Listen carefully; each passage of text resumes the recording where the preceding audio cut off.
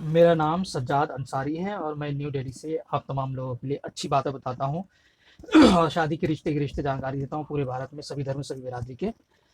اور میرا طریقہ جو ہے، سب سے پہلے ہم پرچار کرنے کا خرچ اور فوٹو بایو ڈاٹا منگاتے ہیں، پھر میں کام شروع کرتا ہوں۔ اوکے آج جو میں بتانے والا ہوں، یہ ایک ایسی بیماری، ایک ایسی بری عادت جو لڑکوں میں، مردوں میں پائی جاتی ہے، اور اس مرض سے، اس بیماری سے، اس بری لت سے آدمی کس قدر کیسا ہو جاتا ہے، تو وہ بھی بتاؤں گا، اور اس کی علامات کیا ہیں وہ بھی بتاؤں گا۔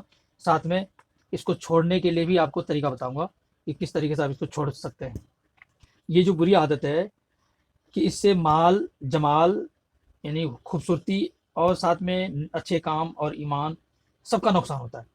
بس ماں باپ اور ان کے سرپرستوں، یہ ذمہ داروں کو چاہیے کہ چھوٹی عمر سے ہی اپنی اولاد کی عادتوں کی طرف پورا خیال رکھیں، اور چھوٹی سی چھوٹی بات پر گہری اور کڑی نظر رکھیں، تاکہ ہر برے اندیشے سے بھی حفاظت ہو۔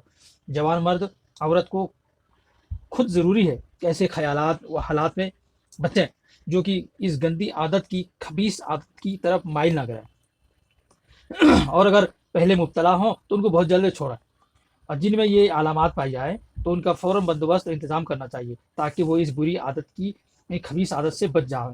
مثلاً جیسے جو اس بری عادت میں پڑ جاتا ہے جو لڑکا، تو اس کا کیا ہوتا ہے؟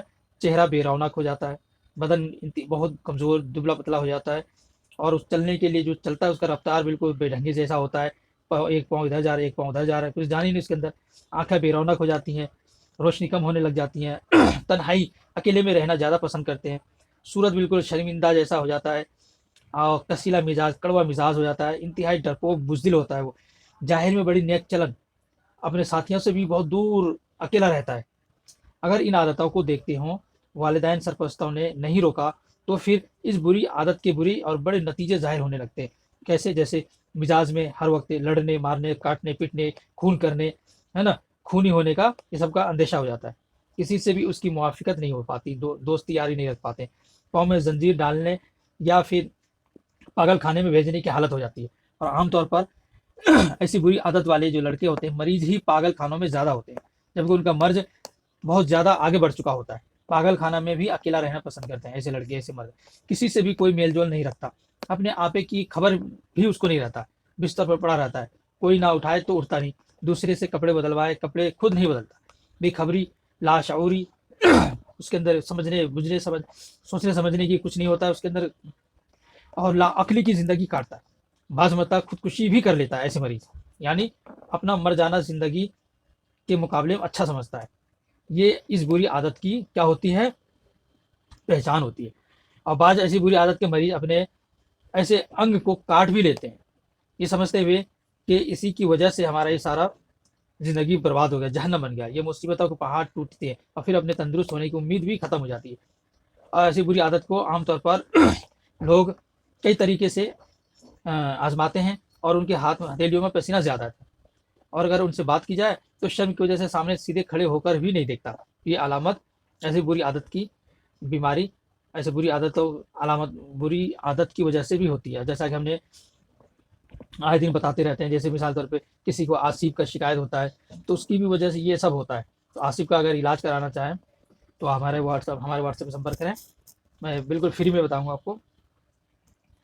ہر وہ انسان جو زمین کی طرف دیکھ کر باتیں کرتا ہو، اس کو اس بری عادت والی بیماری میں، بری لت میں نہیں سمجھنا چاہیے، کیونکہ کسی پر بلا وجہ بدگمانی کرنا بھی منع ہے۔ اللہ تعالیٰ نے فرمایا کہ بدگمانی سے بہت بچا کرو، اس لیے بدگمانی گناہ کی چیز ہے۔